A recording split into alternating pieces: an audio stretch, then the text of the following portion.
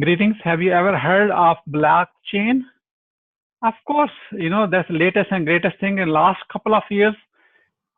Is a buzzword almost, and everyone is talking about it, and more people are talking about it. And then I feel like I don't know anything about that one. So, however, for that purpose, we are bringing in the top guest from Washington D.C. who will teach us few things and share with us in last like a year or so how they are grown into 7 continents, over 90 different cities all around the world, and with many working groups where you can get involved yourself and start learning so that you are not left behind like myself. So I'm going to educate myself right on this show, and that way I want you to kind of listen in, tune in, and remove every distraction for next few moments, and please start learning. That's the only way we start growing. In case you don't know me, my name is Mohammed Siddique. I'm the host of Growth Hacking Show, where we bring founders, serial entrepreneurs, and presidents, CEOs of the companies who share their best proven expertise and mistakes to avoid. And without any further ado, please join me to give a warm welcome to the president of Government Block Association, Gerard Dache. Gerard, welcome. Well, thank you. It's great to have me. Thank you. Yeah. Gerard, let me start with this. Where were you? What happened? Who you were surrounded with that inspired you to get into government block, like a blockchain in general? Sure. So in 2016, I became aware that my son had bought a few dollars worth of Bitcoin, and when he sold them, he paid for car, motorcycle, his college tuition, expenses, and it kind of got my attention. So I started researching it, and I started finding out that the blockchain was really the secret sauce. And so we started going to meetup events, and I saw most of the activity was in Wall Street, in fintech, and it was, I had no experience in that area, right? So my background was in government contracting, and so so I said, well, I don't know anything about this. I'll have a meetup just to meet some people. I couldn't compete with Deloitte and IBM, and I had no background in fintech, but I knew government contracting. So we had a meetup in August of 2016. Figured a few people would show up, right? And we had about 2 people. We were an associate. We were a meetup until then. In March of 2017, we became an association. And today we have between 10 to 15,000 people that attend events in 90 cities around the world. Wonderful. So do you know what's the main reason in 1 year is like going like a wildfire all over the world? Is it, the key indicator?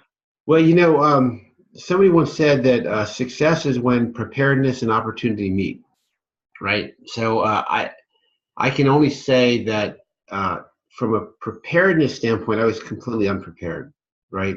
I never run an association before. I had no experience in blockchain or the technology, so I really was not prepared.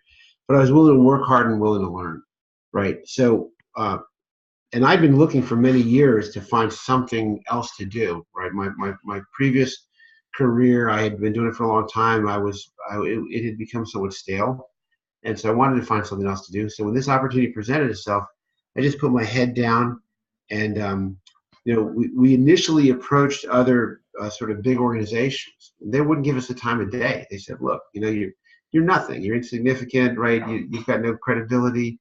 And I told my colleagues, and I said, we're not going to ask another single person for permission. What we're going to do is we're going to put our head down. We're going to run as fast and as hard as we can, and we're just going to not look back. And the leaders, the people that want to come with us, they'll come running behind us, and those will be our colleagues. So we just didn't ask anybody for permission. We just worked to be the hardest, the fastest that we could, and just prayed that that it would work out. So that's that. Oh, wonderful. Gerard, based on your experience, what are the top 3 missteps to avoid to grow your business? Because you have seen like growth like this, so that way I'm sure some missteps happen. So what are the lessons we can learn from you? Well, we're making missteps all the time, right? I would say, and I'm going to turn it around a little bit. I want to talk about missteps, but don't be afraid of missteps. We tried a lot of things that didn't work, right? And we tried different things with our pricing models. We tried different things with our technology.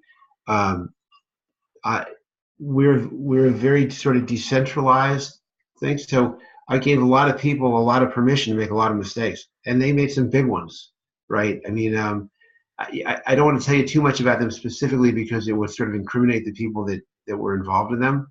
But I let people make a lot of mistakes. But for us to grow that fast, we had to be willing to make mistakes. There are a lot of people around me that said, you can't do this, you can't do that because of this and that. And I also knew that if we didn't grow fast, it wouldn't matter, right? So I would say you just have to run fast and hard. You have people around you to protect you. You have to listen to them, but you also have to listen to your own gut and not let everything stop you or slow you down. That's one. Two more.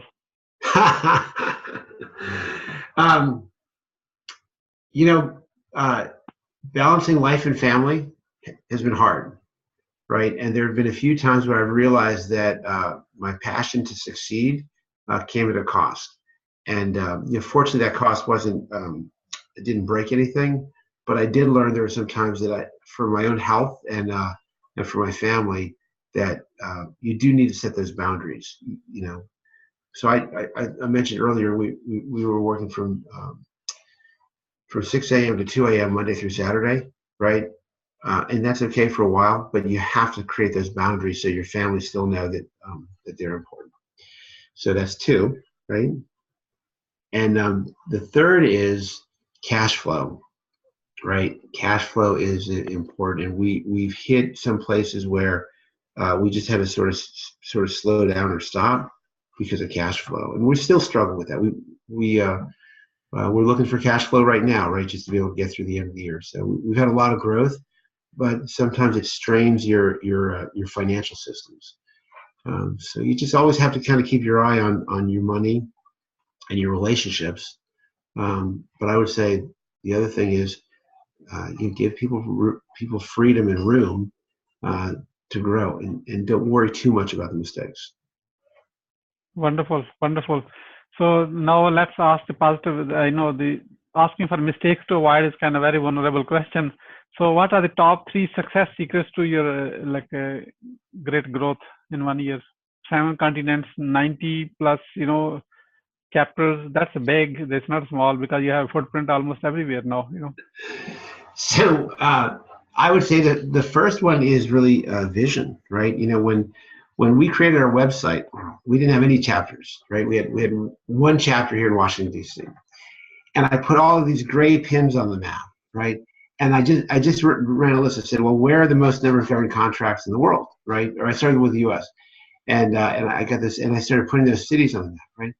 And when people came to our website, they looked at those pins and they'd be like, oh, that's very, very impressive, right? What they didn't realize was we hadn't built chapters there yet, right? Because they were in gray, and I said, these are where we're working on chapters, right? We're developing chapters here, right? In many cases, I just put the pin on the map. I said, we're going to have a chapter there, and that was the beginning of the process, right? So I had to really kind of convey to the people around me what the vision was, right? I had to cast that imagination. Right? We had to imagine what could happen, and so I had to sort of see it in my own head, and then I had to communicate it, even when there was nothing there, right? And so vision, I think, is the first.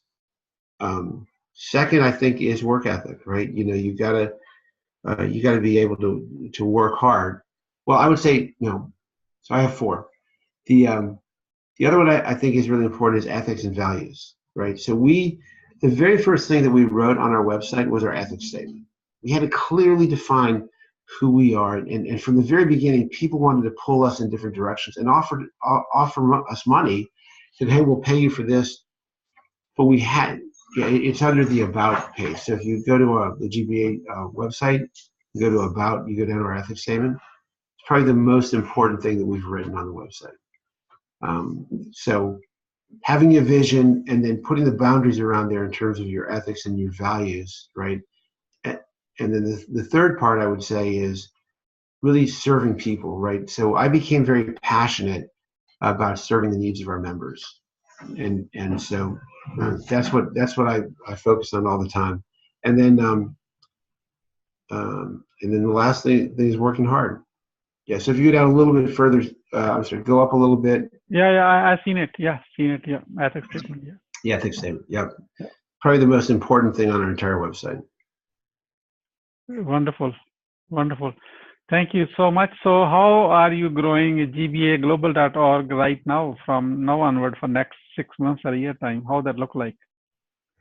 Well, I think that our early growth was really about getting in many places at once, right, and getting many workers. I think what we're focusing on right now is I've shifted the focus a little bit to quality, right? So we have chapters in many places. So now we're investing in the quality of those chapters and the working groups, right? So we have working groups, but now we're investing in really building the quality of those working groups. And then going deep. Right. So we went wide first. Now we're going deep. Yeah. So what are the marketing? What type of marketing you're doing to actually engage? We use several techniques, right? And so since we're a member organization, our technique is to promote our members. And so when we promote our members, we shine the spotlight on our members. It shines light back on us. So we try to help our members accomplish a success, right? Whether it's a product launch or publishing a white paper, a video, and then we use social media to brag about them all over the place. And so we have a lot of members, right? As they accomplish things, like we have our healthcare working group is working on putting organ and blood donations on the blockchain. Right, they're coming up with training certification programs. Right, our budget appropriation and tracking working group is developing up systems for states to put lotteries on a blockchain. And so whenever I can brag about the stuff that they're doing, people are like, "Oh, GBA, oh GBA," and so we're doing a lot of indirect work. The other thing that we do is something that I call piggybacking. So we find a message that's strong enough to move out on its own, right? That draws people in, right? And we embed promotional material for our members in that material, and then we send it out. And what happens is we use a lot of tagging on social media, and we use different tools. So as that message goes out, it takes the message that's not about GBA or our members, it's about some topic, right? Maybe how to sell blockchain solutions to the government, or how to solve a problem. The people who are interested in that problem, they will pull that message, and it'll pull our message along with it. So we use a variety of techniques on social media to kind of get the word out. And I'm hearing from people all over the world, they're saying, "Oh yeah, GBA, we've had you on our radar screen now for a few months," right? So apparently it's working. Wonderful, wonderful. Thank you. So as you are on a growth hacking show, so how the growth hacking show community can support you?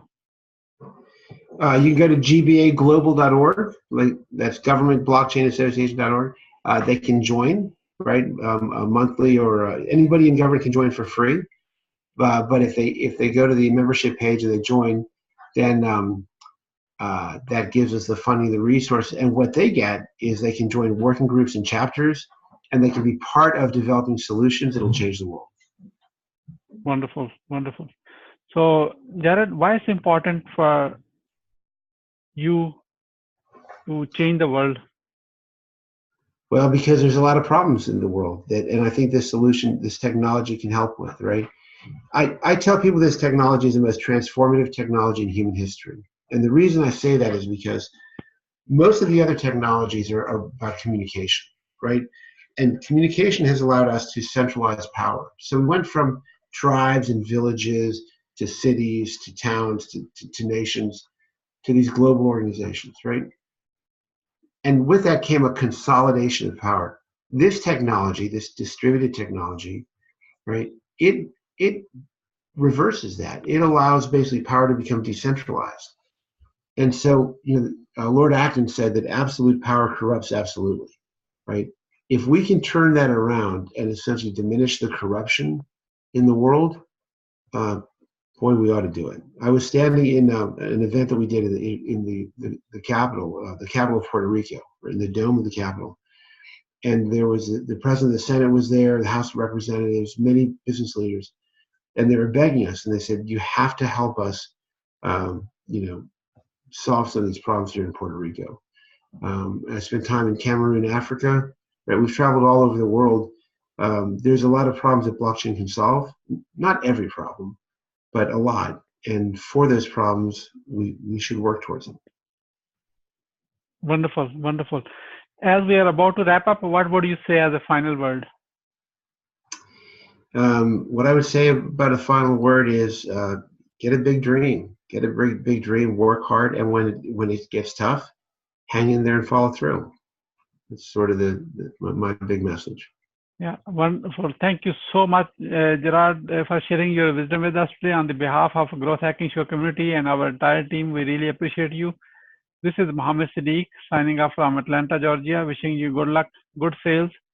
And I do hope our path cross again with another amazing guest. Until then, all best wishes.